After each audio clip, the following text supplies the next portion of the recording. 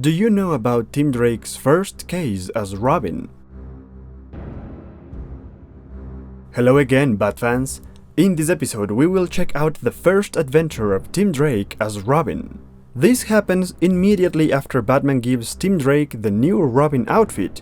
Bruce thinks he is ready, but Tim feels he needs more time, more training to become a better Robin. And so Tim leaves Gotham and travels to Paris to train with the great Tibetan master.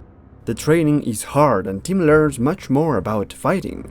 During this time he makes a friend among the master's pupils and they go out to Paris one night. They go into a dance club where Tim meets a pretty Asian girl by the name of Ling.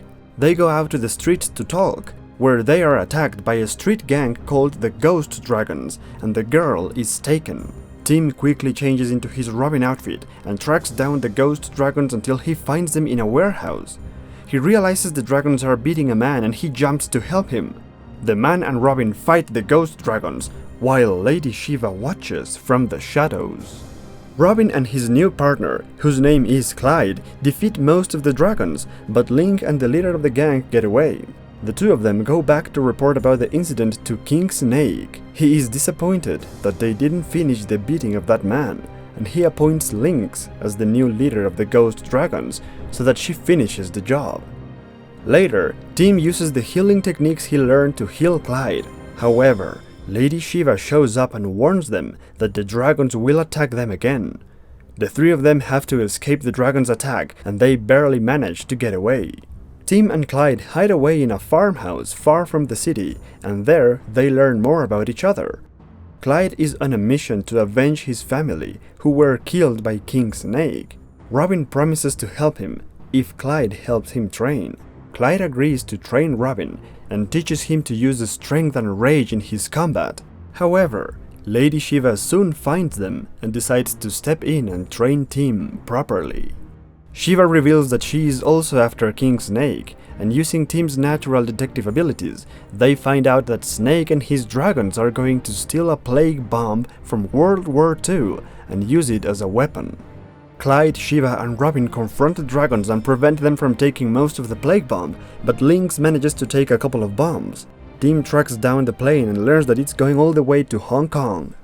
Tim and his companions travel to Hong Kong, where they locate King Snake's base of operations.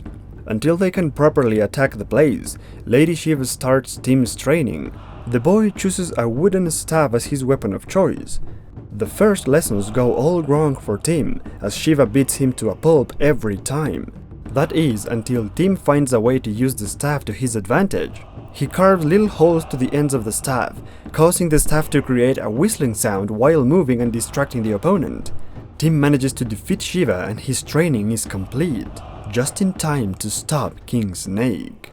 Clyde, Shiva and Robin are ready to strike Snake's base of operations and prevent the plague bombs from being unleashed. Clyde loses his temper and takes the direct approach, while Robin disarms the security measures and fights off the guards in the building. Clyde makes his way to King Snake, where he is brutally defeated and killed.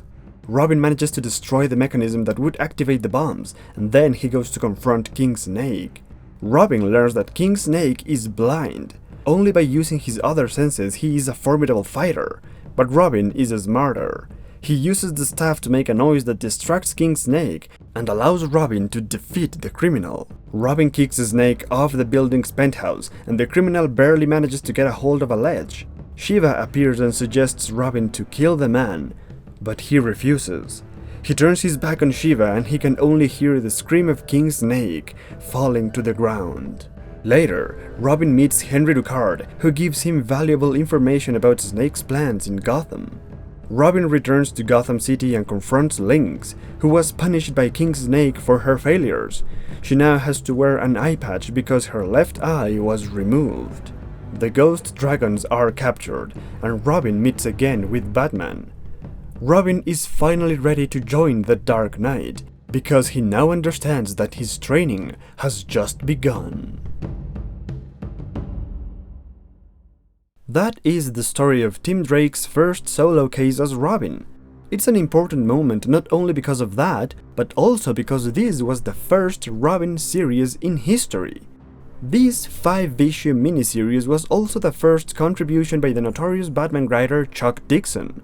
Before he started writing the main Batman comics, Dixon was given the chance to write the Robin miniseries, and thanks to his great work, he continued writing the character for many years. And it all started with this little adventure. This story is great in many ways than one. For instance, Dixon's characterization of Tim Drake as a teenager full of insecurities and doubts is spot on.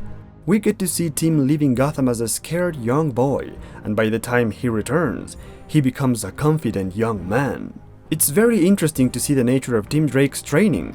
It starts in the most typical way, with an elder Asian master, but soon he changes mentors as he joins Clyde's mission, and afterwards, he becomes a pupil of Lady Shiva. These 3 masters helped young Tim understand 3 different approaches to combat.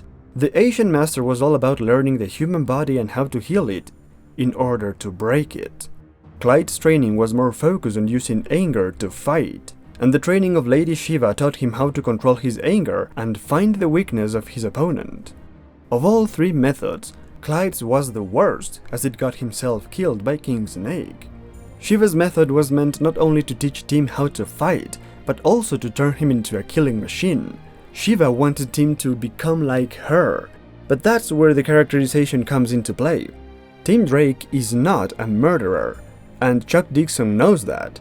He comes up with this interesting motivation for Lady Shiva in order to show that despite the fact that he was young and a bit lost, Tim's moral compass was always in the right place in order to become Batman's partner. And that's the major difference between Tim Drake and the previous Robin. Now, Lady Shiva was not only there to corrupt Batman's young sidekick and bring him into the dark side. For the most part of the story, the relationship between Shiva and Tim is quite disturbing. There is definitely a great amount of sexual tension between Shiva and Tim Drake, which sounds wrong, but makes for an interesting storyline. It makes sense to have that relation since Tim is a teenager full of hormones.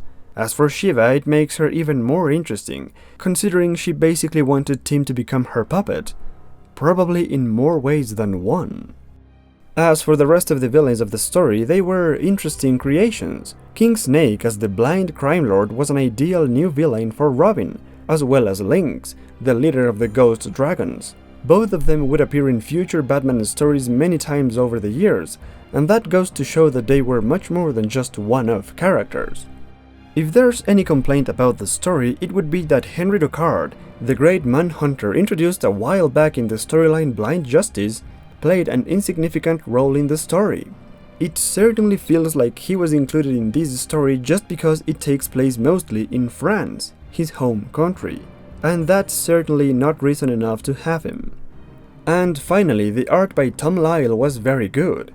His style is very dynamic, clean and sharp.